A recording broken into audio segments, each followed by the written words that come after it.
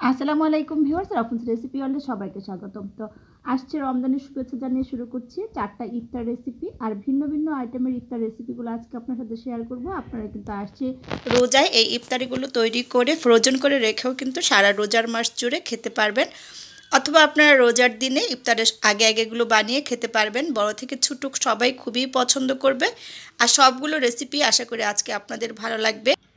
তো প্রথমে আমি আজকে শেয়ার করব মুচমুচে বেগুনের রেসিপি। তাহলে চলুন মূল রেসিপিতে। আমি আপনাদেরকে তৈরি করে দেখাবো ইফতার স্পেশাল একদম ফুলকো মুচমুচে পারফেক্ট বেগুনি তৈরির রেসিপি। আর আপনারা কিভাবে ঘরে একদম ফুলকো মুচমুচে করে এই বেগুনিটা তৈরি করতে পারেন দোকানের থেকে ভালো করে, সেই রেসিপিটাই আপনাদের সাথে শেয়ার করব সকল প্রকার টিপস সহ। আশা করি আমার আজকের এই বেগুনির রেসিপিটা আপনাদের ভালো লাগবে। তো তাহলে চলুন মূল রেসিপিতে। তো বেগুনি বানানোর জন্য প্রথমেই তো একটা ব্যাটার তৈরি করতে হবে, সেজন্য এখানে একটা বাটি আমি নিয়ে নিয়েছি। তো প্রথমে আমি নিয়ে নিচ্ছি বেসন, এখানে 1 কাপ বেসন নিয়ে নিচ্ছি, আর হাফ কাপ বেসন আমি নিয়ে নিব। আর বেসনটা অবশ্যই কিন্তু স্ট্রেনার দিয়ে খুব ভালোভাবে চেলে নিতে হবে। তো এখানে আমি 1/4 কাপ পরিমাণ নিয়ে নিচ্ছি চালের গুঁড়ো। তো অবশ্যই কিন্তু চালের গুঁড়োটা সাথে দিবেন, তাহলে বেগুনগুলো একদম মুচমুচে হবে, খেতে ভালো লাগবে। আর পরিমাণ মতো লবণ দিয়ে দিলাম। আর এখানে আমি দিয়ে দিচ্ছি এখন হাফ চা চামচ পরিমাণ হলুদ গুঁড়ো, হাফ চা চামচ পরিমাণ মরিচের গুঁড়ো, আর দিয়ে দিচ্ছি হাফ চা চামচ পরিমাণ টালা জিরার গুঁড়ো। এখন সমস্ত শুকনো উপকরণগুলো খুব সুন্দর করে ভালো করে মিশিয়ে নিচ্ছি। আর পানি নিয়ে নিচ্ছি, অল্প অল্প পানি দিব। আর ব্যাটারটা আমি তৈরি করব। আমার রেসিপিটা যদি ভালো লাগে একটা লাইক দিয়ে দিবেন, ফ্রেন্ডস ফ্যামিলির সাথে বেশি বেশি করে শেয়ার করে দিবেন, আর কমেন্টস করে জানাবেন কেমন হলো। আপনাদের সুন্দর সুন্দর কমেন্টস আমার কাজে অনুপ্রেরণা যোগায়। তো 1 কাপ পানি কিন্তু আমি দিয়ে দিয়েছি, আরও হাফ কাপ পানি নিয়েছি। আর এই হাফ কাপ পানি দিয়ে এখন আমি এই ব্যাটারটা রেডি করে নিব। খুব ভালোভাবে কিন্তু এভাবে ব্যাটারটা নেড়ে চেড়ে রেডি করে নিতে হবে।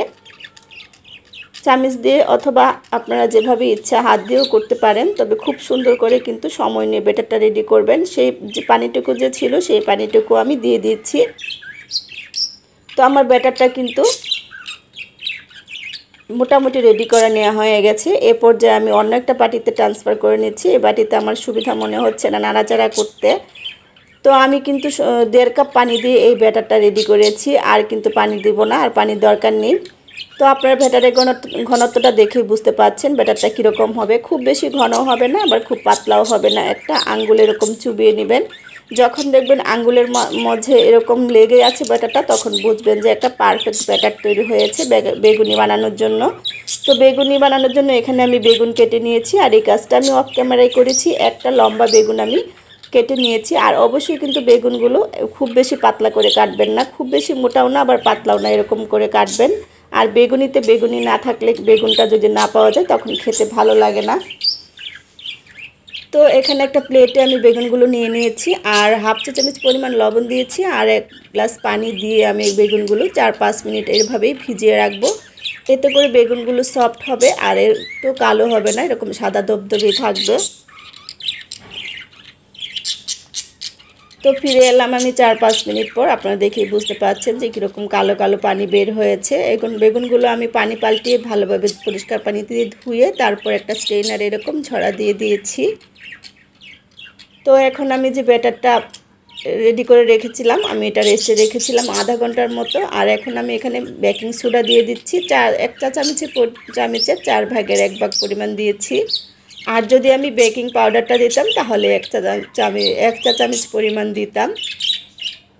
তো আপনাদের ইচ্ছা, আপনারা চাইলে বেকিং পাউডারও দিতে পারেন, আর সোডা দিলে অবশ্যই কিন্তু কম করে দিবেন। আর এদিকে কিন্তু আমি কড়াইতে তেল দিয়ে গরম করে নিয়েছি, আর 1 টেবিল চামচ পরিমাণ গরম তেল আমি ব্যাটারে দিয়ে দিয়েছি। আর এতে করেই কিন্তু বেগুনিগুলো খুবই সফট থাকবে, মানে খুবই মুচমুচে হবে আর ফুলকো হবে। এই টিপসগুলো যদি ফলো করে আপনারা বেগুনি বানান, আপনাদের বেগুনিও কিন্তু একদম ফুলকো আর মুচমুচে হবে, একদম দোকানের থেকেও পারফেক্ট হবে। তো বেগুনিগুলো এখন আমি তেলে একটার পর একটা এরকম দিয়ে দিব তেলের মধ্যে ব্যাটারে চুবিয়ে। তো আপনারা দেখে বুঝতে পারছেন যে বেগুনিটা দেওয়ার পর কিন্তু খুব দ্রুতই কিন্তু সাথে সাথে ফুলে উঠছে। আর প্রত্যেকটা বেগুনি কিন্তু এরকম সুন্দর ফুলকো হয়েছে। আপনারা যদি এই টিপসগুলো ফলো করেন খুব মনোযোগ দিয়ে, আপনারাও কিন্তু খুব সহজেই ঘরেই কিন্তু একদম দোকানের থেকে ভালো করে এরকম মুচমুচে বেগুনি তৈরি করে নিতে পারবেন। তো এই দুইটা বেগুনি আমার ভেজে নেওয়া হয়ে গেছে। আপনারা চাইলে এর থেকে বড় প্যানেও ভাজতে পারেন, তবে আমি ছোট কড়াই নিয়েছি। আর বেগুনি কিন্তু অবশ্যই ডুবো তেলে ভাজতে হবে, তাহলেই কিন্তু এরকম ফুলকো হবে। কম তেলে কিন্তু বেগুনি ভালোভাবে ফুলবে না। তো আরও 3টা বেগুনি আমি এরকম দিয়ে দিয়েছি তেলের মধ্যে। এগুলো আমি আমার পছন্দ মতো গোল্ডেন ব্রাউন কালার করে ভেজে তারপরে উঠিয়ে নেব।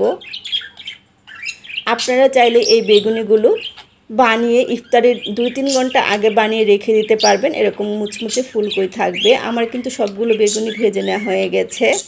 তো আমি সবগুলো বেগুনি ভেজে নিয়েছি, আর আপনারা দেখেই বুঝতে পারছেন যে বেগুনিগুলো কতটা ফুলকো হয়েছে আর সুন্দর হয়েছে, একদম পারফেক্ট হয়েছে। দোকানের থেকেও কিন্তু ভালো লাগে এই বেগুনিগুলো নিজে যদি ঘরে এরকম করে বানিয়ে খান।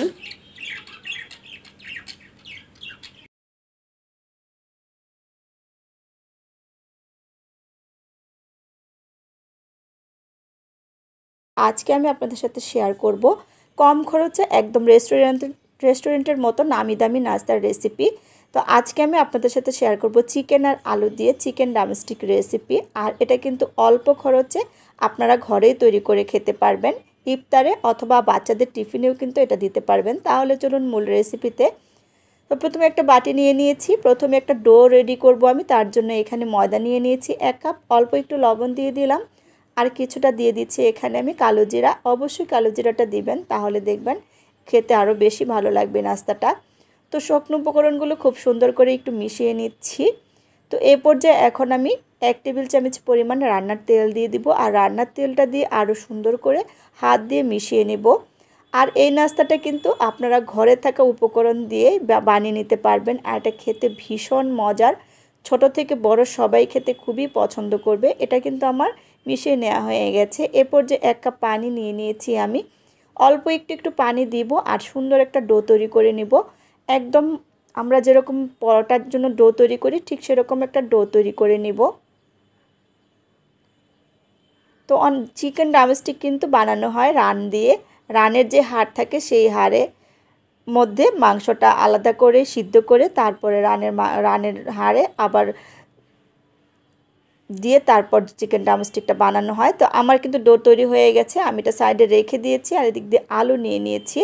তো আমি কিন্তু রানের যে হাড় আছে সেটা দিয়ে করব না আজকে চিকেন ড্রামস্টিকটা, অবশ্যই তার জন্য আমার এখানে আলু লাগবে। আর অবশ্যই কিন্তু এখানে বড় বড় সাইজের আলু নিতে হবে, লম্বা সাইজের। রান যেরকম লম্বা ঠিক আলু আর মাংস দিয়ে আজকের এই চিকেন ড্রামস্টিকটা আমি করব, আর আলুর মধ্যেই করব।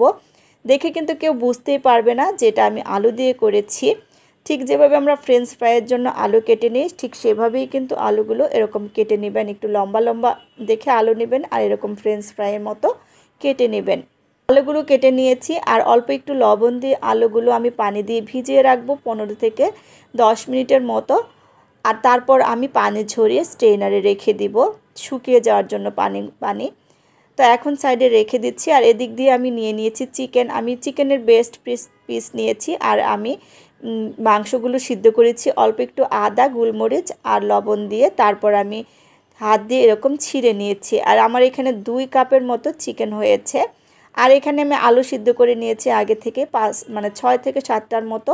আলুগুলো আমি ভেঙে নিচ্ছি। অবশ্যই এমনভাবে ভাঙবেন যেন দানা দানা থাকে, একদম মেশ করা যাবে না, এরকম দানা দানা থাকতে হবে, তাহলে কিন্তু এটা খেতে ভালো লাগবে।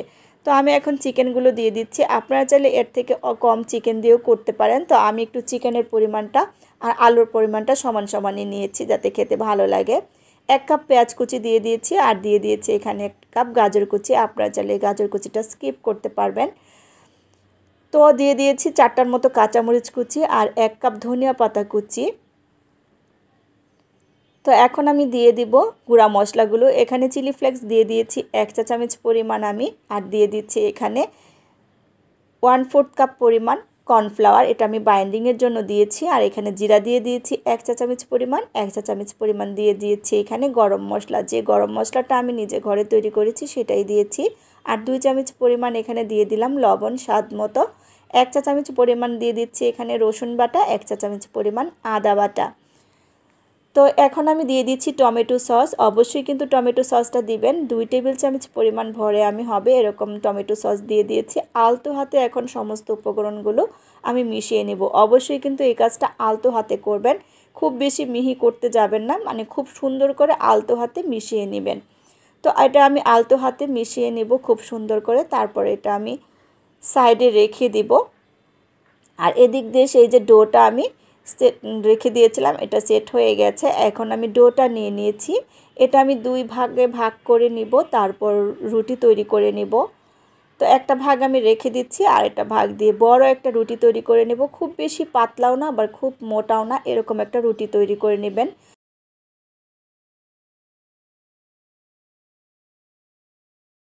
তো আমার কিন্তু রুটিটা তৈরি করে নেওয়া হয়ে গেছে। এখন আমি একটা কাটার দিয়ে কেটে নিচ্ছি। তো আপনাদের কাছে যদি এর থেকে বড় কাটার থাকে তাহলে চেষ্টা করবেন আর একটু বড় করে কেটে নিতে, কারণ আমার কাছে এর থেকে বড় কাটার ছিল না, সেজন্য আমি এটা দিয়েই কেটে নিয়েছি। তো রুটিগুলো একটু বড় হলে ভালো হবে। তো এরপর যে আলুর একটা নিয়ে নিয়েছি, আর নিয়ে নিচ্ছি এই যে পুর আমি হাতে এরকম চেপে চেপে নিয়ে নিয়েছি। আর আপনারা এটা দেখে বুঝতে পারবেন যে আমি কিভাবে করছি, বলার থেকে কিন্তু দেখেই বোঝা যাবে। তো এখন আলুর মধ্যে এভাবে আমি সুন্দর করে সেট করে নিচ্ছি হাত দিয়ে। তো খুব ভালোভাবে এভাবে সেট করে নেবেন, ঠিক যেভাবে আমরা চিকেন ড্রামস্টিক বানাই ঠিক সেরকম করে। এখন আমি রুটিটা দিয়ে কিন্তু এটা কুট করে নিচ্ছি। খুব সুন্দর করে রুটিটা দিয়ে কুট করে নেবেন, তাহলে হবে কি আর আলুর যে পুরটা ভেতরে আছে এটা বের হবে না, খুব সুন্দর করে ভেজে নিতে পারবেন। তো আপনারা চাইলে এটা কিন্তু ডিমে চুবিয়ে তারপরে ব্রেড ক্রাম্ব দিয়েও করতে পারেন, অথবা আমার মতো এরকম রুটি দিয়েও এরকম করতে পারেন। আর এটা যখন আপনারা ভাজার পর খাবেন তখন মনে হবে যে একসময় মনে হবে যে আপনি চিকেন ড্রামস্টিক খাচ্ছেন, আবার মনে হবে যে সমোচা খাচ্ছেন। সমোচার যে স্বাদটা সেটাও পাওয়া যাবে, এতটা মজার হয় খেতে। আমার একটা বানানো হয়ে গেছে, সবগুলো আমি একই পদ্ধতিতে বানাবো। তো ভিডিওটা অনেক বড় হয়ে যাবে, সেজন্য একটা বানিয়ে আমি দেখালাম। তো আমি আজকে যেহেতু ফ্রোজেন করব, ট্রেতে নিয়ে নিয়েছি, বড় ট্রেতে। এগুলো আমি এখন ডিপ ফ্রিজে রেখে দিব 2 থেকে 3 ঘন্টা। তো 2-3 ঘন্টা পর আমি এগুলো ফিরে এসেছি নিয়ে। আর এই যে দেখছেন এগুলো আমি ভেজে নিব। এখানে 6-7টার মতো আছে, আর বাকি যেগুলো আমি এয়ারটাইট বক্সে ভরে রাখবো। তো আমি আরও ফ্রোজেন করেছি, এখানে মোমো আছে, স্ন্যাক্স আছে অন্য আরও। তো এটা অনেক বড় একটা বক্স, সেই বক্সে আমি এগুলোও ভরে রেখেছি। তো যখন আপনারা খাবেন ফ্রিজ থেকে বের করে নেবেন 5-6 মিনিট আগে, তারপর তেলে ভেজে নেবেন। তো আপনারা সারা রমজানেই কিন্তু এগুলো এভাবে ডিপ ফ্রিজে রেখে সংরক্ষণ করে খেতে পারবেন, এছাড়া অন্য সময়ও খেতে পারবেন। তো চুলাতে চলে এসেছি সরাসরি ভাজার জন্য, তেল দিয়ে পরিমাণ মতো তেল দিয়ে দিয়েছি আর গরম করে নিয়েছি তেলটা। অবশ্যই একটু চেষ্টা করবেন ডুবো তেলে নিতে, তাহলে কিন্তু এগুলো ভাজলে একদম মুচমুচে হবে আর খেতেও ভালো লাগবে। তো সময় নিয়ে 7-8 মিনিট ধরে আমি মিডিয়াম হিটে এগুলো ভেজে নেব মুচমুচে করে। আর যতটা মুচমুচে করে এগুলো ভেজে নেবেন সময় নিয়ে, খেতেও কিন্তু ভীষণ ভালো লাগবে। ইফতারের আগে আগে আপনারা এগুলো ভেজে নেবেন। ইফতারের 15 থেকে 20 মিনিট আগে ভাজলেও কিন্তু এগুলো একদম মুচমুচেই থাকে। তো আমি সুন্দর একটা কালার আসা পর্যন্ত মুচমুচে করে ভেজে নিয়েছি, আর আপনারা দেখেই বুঝতে পাচ্ছেন যে এগুলো কতটা লোভনীয় হয়েছে। তো এই রমজানে আপনারা একবার হলো এই রেসিপিটা ট্রাই করবেন আর পরিবারের সবাইকে বানিয়ে খাওয়াবেন। তো আমার কিন্তু ভেজে নেওয়া হয়ে গেছে, চুলা থেকে নামিয়ে নিয়েছি।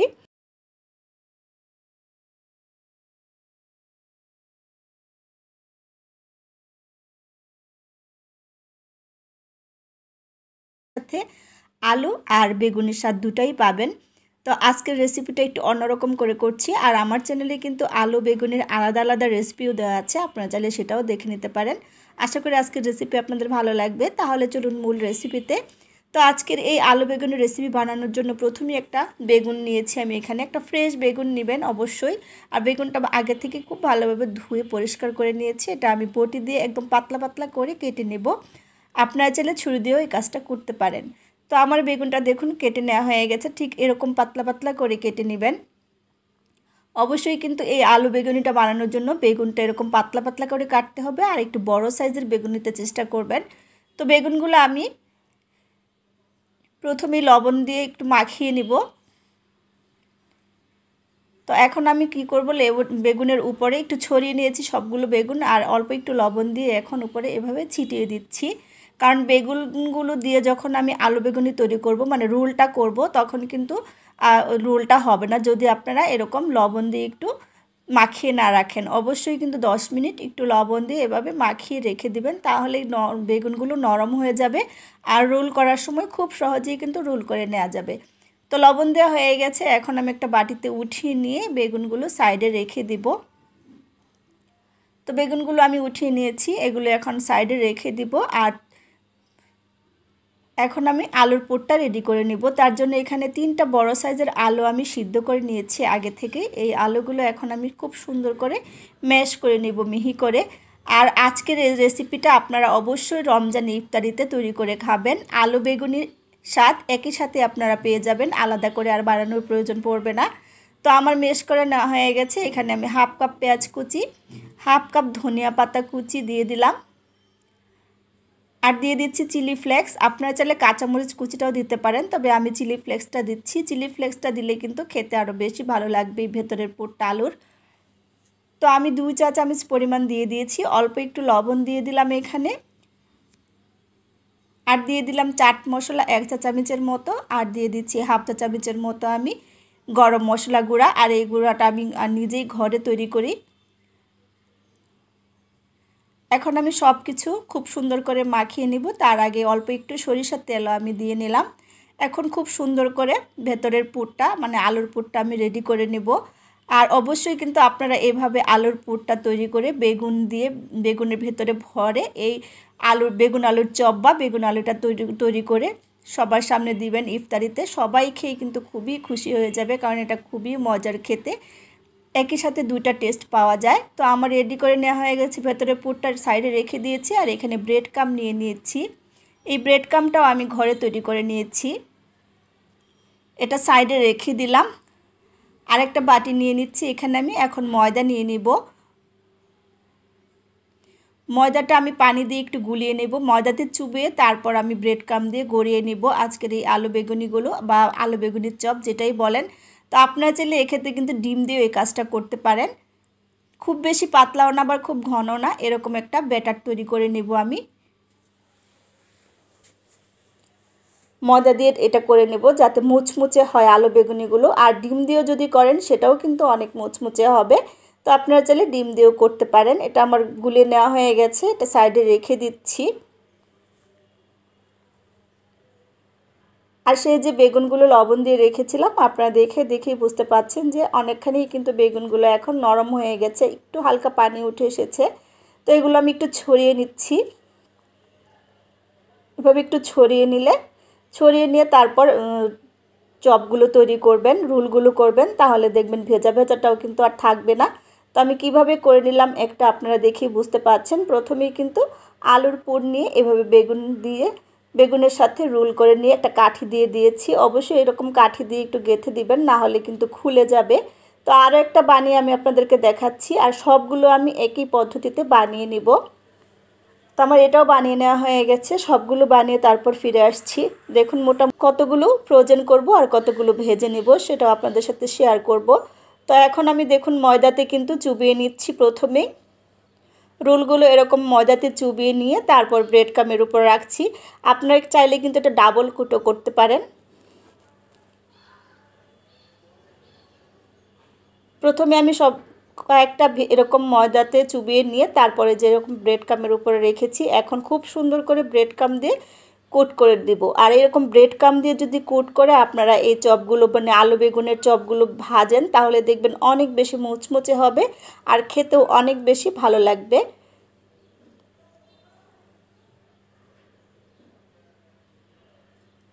তো এভাবে সবগুলো আমি কোট করে নেব। সবগুলো বানিয়ে নেওয়া হয়ে গেছে, প্লেটেরগুলো আমি ভেজে নেব এখন, আর বাকিগুলো আমি ফ্রোজেন করে রেখে দিব। 1 ঘন্টা এভাবে রেখে দেব ডিপ ফ্রিজে, ঠান্ডা হওয়ার পর এয়ারটাইট বক্সে ভরে তারপর রেখে দিব। তো এদিকে চলে এসেছি আমি চুলাতে প্যান বসিয়ে পরিমাণ মতো তেল দিয়ে দিয়েছি। এখন আমি আলু বেগুনিগুলো ভেজে নেব। তেলটা মিডিয়াম গরম হওয়ার পর কিন্তু আমি আলু বেগুনির চপগুলো দিয়ে দিলাম। তো মিডিয়াম আঁচে 6-7 মিনিট সময় নিয়ে ধরে আমি কিন্তু আস্তে আস্তে মুচমুচে করে আলু বেগুনিগুলো ভেজে নিচ্ছি। আপনারা দেখেই বুঝতে পাচ্ছেন যে এগুলো কতটা মুচমুচে হয়েছে। উপর থেকে একদম মুচমুচে হবে আর ভেতর থেকে কিন্তু একদম সফট হবে। তো আমি এভাবে সবগুলোই ভেজে নেব, আর বাকি যেগুলো আছে সেগুলো এভাবে ভেজে নেব। আপনারা কিন্তু ইফতারের আগে আগে 20 মিনিট আগেও যদি এগুলো ভেজে রাখেন, 20 থেকে 30 মিনিট আগেও, তাহলে কিন্তু একদম মুচমুচেই থাকবে। এগুলো কিন্তু অনেকক্ষণ পর্যন্ত এরকম মুচমুচেই থাকে। তো সবগুলা চপই আমি এভাবে ভেজে নিয়ে আপনাদের সাথে এখন শেয়ার করছি। আর আপনারা দেখেই বুঝতে পারছেন যে এগুলো কতটা লোভনীয় হয়েছে। এগুলো কিন্তু রমজানে ইফতারিতেও আপনারা খেতে পারেন, অথবা এমনিতেও বানিয়ে কিন্তু মেহমানদেরকে খাওয়াতে পারেন। ছোট থেকে বড় সবাই কিন্তু এগুলো খেতে খুবই পছন্দ করবে। আমি একটা আপনাদেরকে এখন ভেঙেও আপনাদের সাথে শেয়ার করছি। আমি chicken vegetable spring roll recipe share করব, একদম A to Z শীট তৈরি সহ, ফ্রোজেন পদ্ধতি সহ কিভাবে আপনারা একবারে বেশি করে বানিয়ে সংরক্ষণ করতে পারেন, একদম পারফেক্ট শীট তৈরি করে কিভাবে এই স্প্রিং রোলগুলো বানাতে পারেন, সকল প্রকার টিপস সহ শেয়ার করব। আশা করি আপনাদের ভালো লাগবে।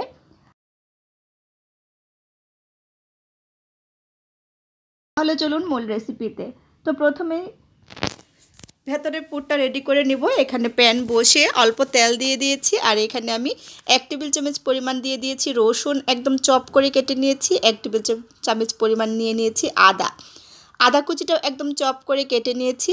তো 1 মিনিটের মতো এটা আমি ভেজে নেব। একদম গোল্ডেন ব্রাউন কালার করে কিন্তু ভাজার দরকার নেই, হালকা কালার করে একটু ভেজে নেবেন। আর এখানে 2টা পেঁয়াজ কুচি দিয়ে দিয়েছি আমি। পেঁয়াজ কুচিটাও 1 মিনিট মতো সুন্দর করে আমি ভেজে নিব। তো পেঁয়াজটাও আমার সুন্দর করে ভেজে নেওয়া হয়ে গেছে। আর এখানে আমি নিয়ে নিয়েছি চিকেন, মানে হাড় ছাড়া চিকেন নিয়ে নিয়েছি এখানে 2 কাপ। আপনারা আপনাদের পরিমাণ মতো নিতে পারেন। আমি যেহেতু আজকে একটু বেশি করে করব, সেজন্য বেশি করেই পুর বানাচ্ছি। তো আমি ফ্রোজেন করব, সেজন্য একটু বেশি করে পুর বানিয়ে নিচ্ছি। তো চিকেনটা আমি 5 মিনিট মতো রান্না করে নেব, সেদ্ধ হওয়া পর্যন্ত। চুলার জালটা মিডিয়ামে রেখেছি আমি। খুব সুন্দর করে নেড়ে চেড়ে দিলাম আমি। তা এখন আমি দিয়ে দিব 1 টেবিল চামচ পরিমাণ সয়া সস, আর দিয়ে দিচ্ছি চিলি ফ্লেক্স। ঝালটা আপনারা আপনাদের পছন্দ মতো দিবেন। আমি 1 টেবিল চামচ পরিমাণ দিয়েছি। আবারও খুব সুন্দর করে একটু নেড়ে চেড়ে দিচ্ছি। তো এই পর্যায়ে স্বাদ মতো লবণ দিয়ে দিলাম। যেহেতু সয়া সস দিয়েছি, লবণটা একটু বুঝে দিতে হবে। তারপরে আমি একটু টেস্টি সল্টও দিব। আর এখানে দিয়ে দিলাম হাফ চা চামচের মতো কালো গোলমরিচ গুঁড়াটা আমি দিয়ে দিয়েছি। নেড়ে চেড়ে আমি এটা রান্না করে নেব এখন 5 মিনিটের মতো। তো আমার কিন্তু চিকেনটা 5 মিনিট মতো রান্না করে নেওয়া হয়ে গেছে। এ পর্যায়ে 2টা গাজর আমি কুচি করে দিয়ে দিয়েছি। গাজর কুচিটা আমি এখানে একটু লম্বা লম্বা করে কেটে দিয়েছি। তো অবশ্যই কিন্তু গাজরটা দেওয়ার পর আমি চুলার জালটা হাই হিটে করে দিয়েছি। 1 মিনিট মতো গাজরটা আমি মাংসটার সাথে রান্না করে নিয়েছি। আর এই পুরটা কিন্তু বেশি সেদ্ধ করে যদি রান্না করেন তাহলে খেতে ভালো লাগবে না।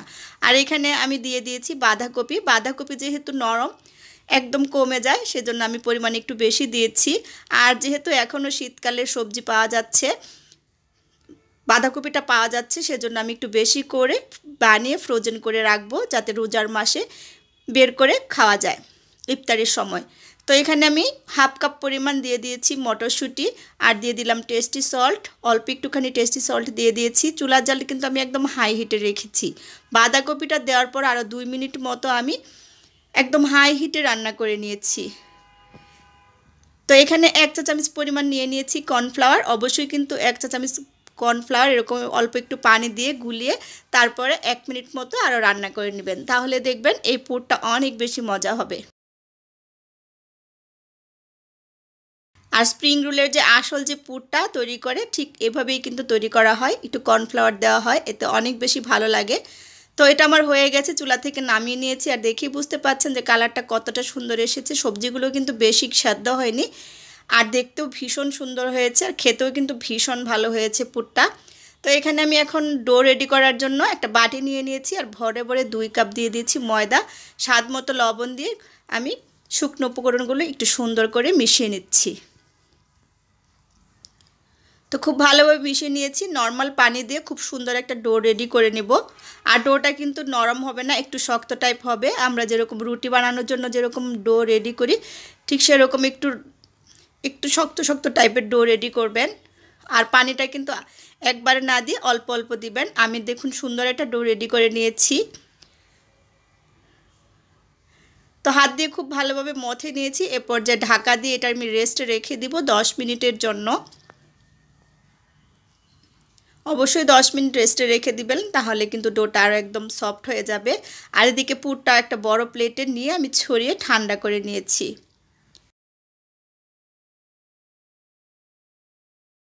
স্প্রিং রোল বানানোর জন্য যে আটা লাগবে সেই আটাটা তৈরি করে নিব। এখানে 1 টেবিল চামচ পরিমাণ ময়দা নিয়ে নিয়েছি আর কিছুটা পানি দিয়ে সুন্দর একটা আটা তৈরি করে নিব। আর আটাটা কিন্তু পাতলা হবে না, এরকম ঘন করে তৈরি করতে হবে, মানে আঠালো টাইপের হবে এরকম। তো আমার এটা কিন্তু রেডি করে নেওয়া হয়ে গেছে। এদিক দিয়ে কিন্তু ডোটাও আমার রেস্টে রাখা হয়ে গেছে। একদম সুন্দর একটা ডো রেডি হয়ে গেছে, সফট ডো। ডোটাকে আমি 4টা ভাগে ভাগ করে নিব। এখন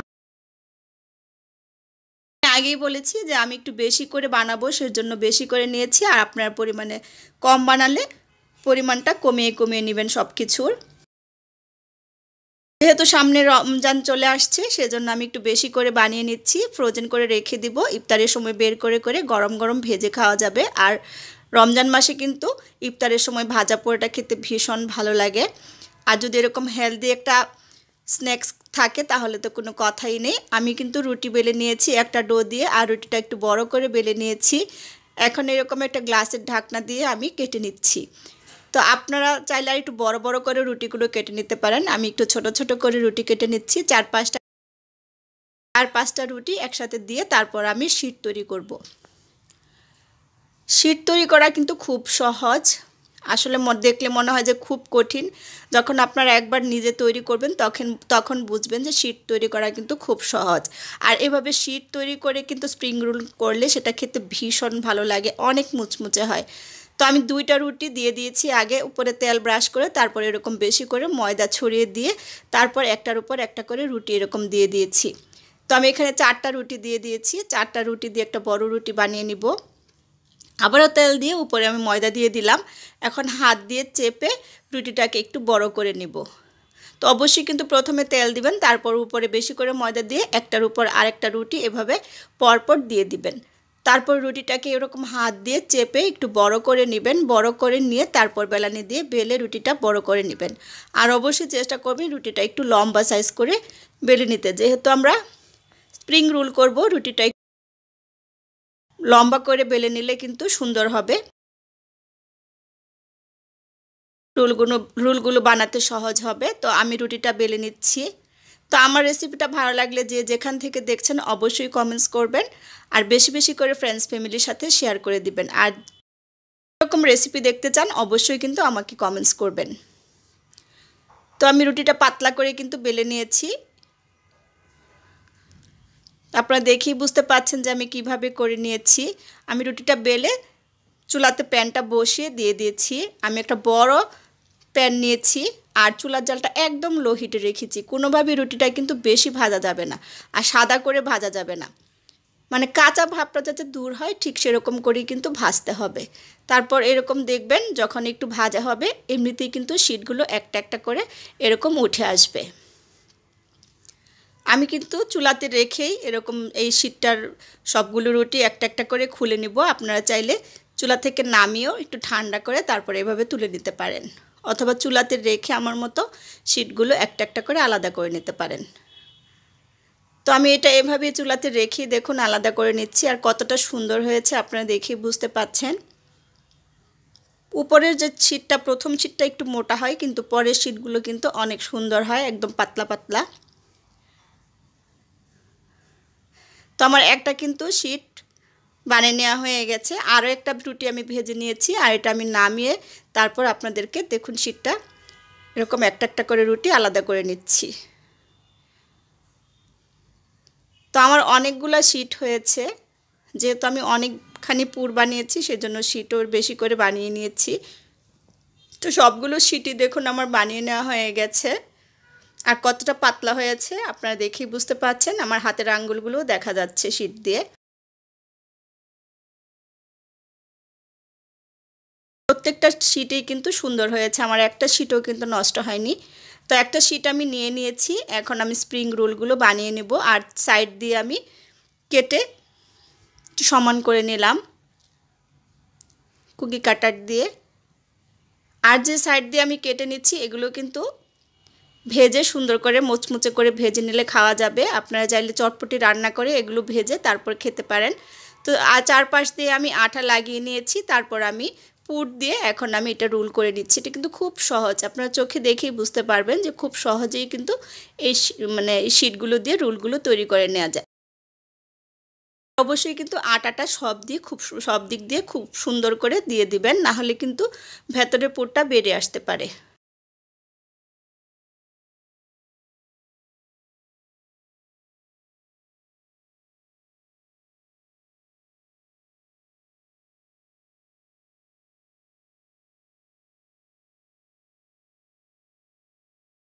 সবগুলো কিন্তু দেখুন আমার বানিয়ে নেওয়া হয়ে গেছে। বিশেষ করে বাচ্চারা তো ভীষণ পছন্দ করবে এই স্প্রিং রোলগুলো, একদম রেস্টুরেন্টের মতো মুচমুচে হবে। তো আমি একটা বড় এয়ারটাইট বক্স নিয়ে নিয়েছি, প্রথমে টিস্যু পেপার দিয়ে তারপর আমি রোলগুলো রেখে দিচ্ছি।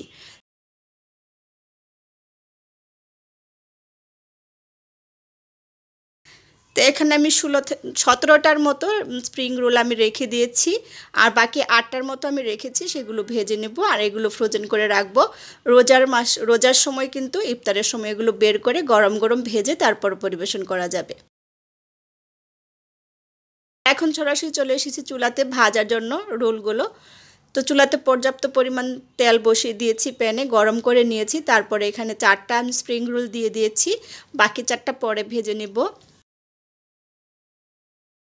উল্টিয়ে পাল্টিয়ে খুব সুন্দর একটা কালার আসা পর্যন্ত স্প্রিং রোলগুলো আমি ভেজে নেব। আর এগুলো এতটা মুচমুচে আর এতটা মজার হয় যে যখন আপনারা একবার নিজে বানানো শিখে যাবেন এভাবে ঘরে, তখন আর বাহির থেকে কিন্তু এগুলো কিনে খেতে ইচ্ছা করবে না। তো এগুলো আমার ভেজে নেওয়া হয়ে গেছে, সুন্দর একটা কালার করে আমি এগুলো ভেজে নিয়েছি। এখন তেলটা ঝরিয়ে উঠিয়ে নিচ্ছি। বাকি স্প্রিং রোলগুলো আমি দিয়ে দিচ্ছি আর একইভাবে আমি এগুলো ভেজে তারপরে আমি উঠিয়ে নিব।